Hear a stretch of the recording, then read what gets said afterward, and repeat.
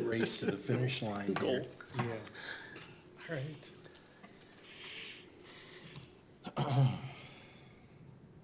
Do we need to wait for him, or Yeah, You're good.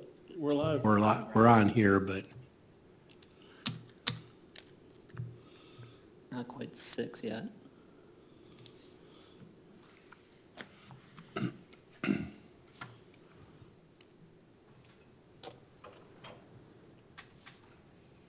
We're good to go? all set? Okay. Did not know. All right, we'll go ahead and get started then. We'll call the meeting to order of the Hartford Community Development Authority, Monday, August 21st. All materials for tonight's meeting have been presented to the members of the board in advance, and meeting notification has taken place according to the requirements. First order of business will be the roll call of directors. I'll note that Directors Kohler and Colasino are absent tonight, but are absent and excused. Next order of business, and that we do have a quorum present for tonight's meeting to take place. The next order of business will be appearances and public comment. I don't believe we have anyone here tonight, so we can move beyond that into our unanimous consent agenda, including the July 10th, 2023 HCDA board minutes, staff reports, and late loan reports. We'll take any questions that directors have with regards to the contents of the unanimous consent agenda at this time, or a motion for approval. So just since you're new, I like to stay up on the late loan report. Okay. The one that was really past due, they're still paying, correct? Yep. Okay, good. Are you referencing loans 1-560 and 1-566? Yes. Josh? Yes. Okay. I had a question about that as well, too, so appreciate you bringing that up. So, very good. Any other questions from directors? Oh, just one other thought. When you're doing this late loan report, maybe on the two that were really past due, if you could just keep on it, like saying they're current as of August, as of whenever we meet, so that we can kind of just know that they're still paying the little bit towards it. Okay. Thank you. I'll motion to approve. Okay, we have a motion. Is there a second? I'll second. Okay, thank you, Karen. We have a motion and a second. All of those in favor of acceptance, please signify by aye or Aye. aye. Any opposed? The motion carries. The next item on the agenda will be discussion and consideration of HUD Green and Resilient Retrofit Program Grant application. And Jacob, I'll let you roll with that, okay? All right, the HCDA is looking to apply for HUD Green and Resilient Retrofit Program grant program. We would fall under the comprehensive grant program, which would cover up to $80,000 per dwelling unit.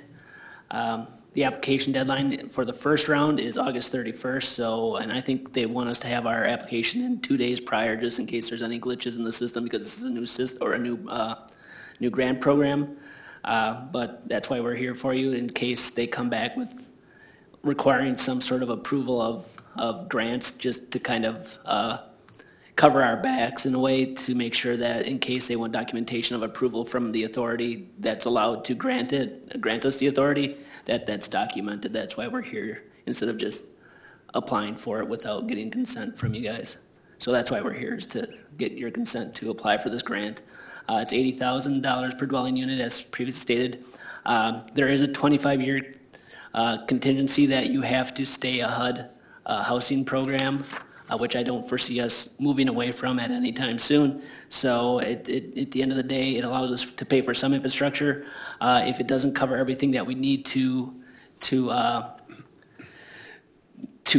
everything we need to do to rehabilitate Hardhaven, then we would probably apply for a loan to cover some of that. We recently, within the last year or two, paid off our loan that we had out for Hardhaven, so we are debt-free on that. It's just a matter of what's best. We have some roof issues. on that property. Also, some electrical, or we have natural gas, we have electric. Some of the AC units, they're pretty old, if not 20 years old. It's just a matter of retrofitting everything to get to a standard that allows for better electrical usage or more sustainable usage of electricity, and hopefully reduce the cost to maintain and use that structure. Lisa has been exceptional in her work on this grant to get us moving forward. There is it looks at both of our energy efficiency as well as environmental factors such as flooding, stuff like that. We barely tick above the standards, so we're eligible for this grant. It's going to be interesting to see where we fall in line with on a federal or on a national level with this, but it was an opportunity too big for us to pass up. Jacob, is this an existing program that's been around for a while, or? No, I believe this is either part of the Inflation Reduction Act or American Rescue Plan.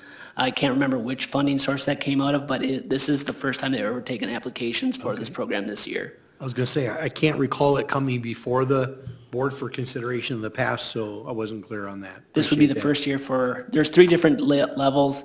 Comprehensive is for people the furthest behind because we had never done an energy efficiency study on Hardhaven, so this is our first time really looking at that. So, and we don't have because we haven't looked at it, we haven't done the projections and stuff like that you would do for such type of retrofitting. So this is for our type of scenario where where we have not looked at this type of opportunity for energy efficiencies in prior years. Any other questions? Thank you, Jacob. Any other questions from members of the board? Looks pretty good. So the $2,500 application fee, and that's funded by HUD as well? I'll have to look further into it, but it will allow us to, if we get the grant, I don't even know if we need to get the grant, to get refunded from HUD for the application. It was part of the application process. It was a requirement. Okay. So part of HUD's, part of their contingency was to pay for the $2,500 examination of our the energy efficiency of Hardhaven. So are like is this pre-application costs, or those things that we fund, but Yeah. if approved, then we get reimbursed for it? Correct. Okay. Correct. Okay. Yes. And that would be up to a maximum of $2,500? That would be what you're asking for board approval tonight then? We already spent that money. You did? Yeah. Okay. We used that we had some funding. We checked with Dawn in finance to see if we had the funding to allow for that. Because we are in pretty good financial situation, considering the fact that we don't have any we don't have any loans out, that allows us then to kind of move forward on this. Okay. And when are the awards announced on this?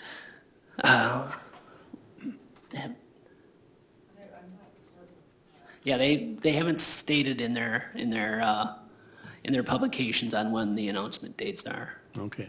Just curious. Okay. Again, I'll ask the board, are there any further questions about this? No. Okay. Seeing none, do we have a motion to move forward on it, or what are your wishes? I'll move, motion to move forward with this. Okay, we have a motion. Is there a second? I'll second it. Okay, we have a motion and a second. All those directors in favor signify by aye. Aye. Any opposed? Motion carries.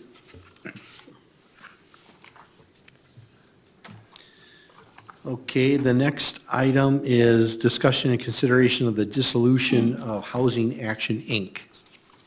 All right. Housing Action, Inc. was originally formed in 1993 to facilitate the purchase of Hartford Highlands. Hartford Highlands was later sold in 2013, and therefore Hartford Action Inc. was then inactive for many years.